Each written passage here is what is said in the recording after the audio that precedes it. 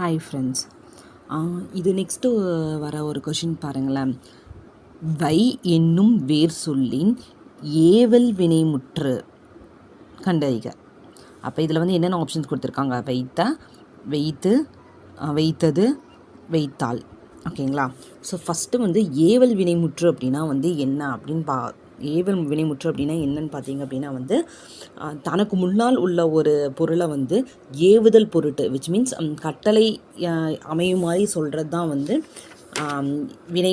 ஏவல் வினைமுற்று அப்படின்னு வந்து நம்ம வந்து சொல்கிறோம். ஓகேங்களா? ஸோ ஏவுதல் பொருட்டு அப்படின்ட்டு எக்ஸாம்பிள் பார்த்திங்கன்னா வந்து என்னன்னு சொல்லலாம் அப்படின்னா நட, படி, வெய் அந்த மாதிரி இருக்க சொல்ல எல்லாமே வந்து ஏவுதல் பொருட்டு நம்ம வந்து சொல்லக்கூடிய பொருட்கள்.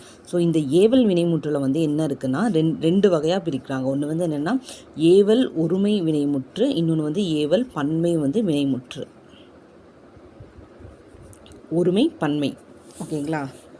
ஸோ இதில் வந்து எப்படி இருக்கும் அப்படின்னு பார்த்தீங்கன்னா வந்து இப்போ வந்து ஒன்று கிடையாது. இப்போ வந்து எக்ஸாம்பிள் வந்து பார்த்திங்க அப்படின்னா வந்து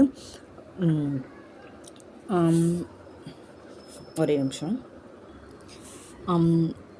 இதில் பாருங்களேன், ஏவல் வினைமுற்றில் ஒருமைக்கு வந்து என்ன அப்படின்னு பார்த்தீங்கன்னா இப்போ ஒன்றும் கிடையாது.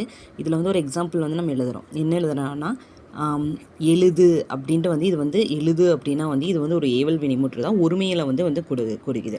ஆனால் இதுவே வந்து இப்போ வந்து இதே வந்து பன்மையில் இது பண்ணும் அப்படின்னா வந்து எப்படி எழுதுவாங்க அப்படின்னா வந்து பன்மையில் வந்து எழுதும் மின்.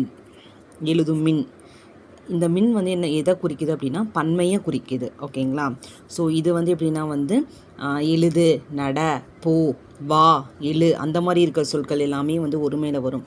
இதே இதில் வந்து பன்மையில் பார்த்திங்க அப்படின்னா என்ன வரும் அப்படின்னு பார்த்தீங்கன்னா எழுதும் மின், காண்மின், உண்ணும், காண்பீர் அப்படிலாம் வர்றது எல்லாமே வந்து இதில் வரும். பன்மையில் வந்து பார்த்திங்கன்னா வந்து என்ன விகுதியில் வரும் அப்படின்னு பார்த்தீங்க அப்படின்னா வந்து ஒன்று வந்து ஈரில் முடியும், அப்படி இல்லைன்னா உம்மில் முடியும், அப்படி இல்லைன்னா மின்னில் முடியும். மேக்ஸிமம் இதில் தான் முடியும்.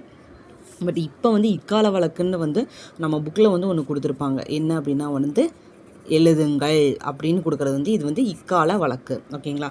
அப்போ இதில் ஆப்ஷன் வந்து பார்த்திங்க அப்படின்னா வந்து வைத்த அப்படின்னா வந்து இது வந்து பெயரச்சம். வைத்த அப்படின்னா வந்து இது வந்து என்னது? பெயரச்சம். ஓகேங்களா? அப்போ இது வராது, இது வராது, ஏ வந்து நம்மளுக்கு வராது. வைத்து வருது, அப்போ இது வந்து என்னது? வினையச்சம்.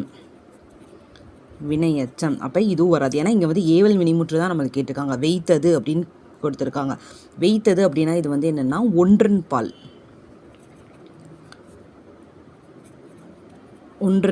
ஓகேங்களா? ஸோ இது வந்து வைத்த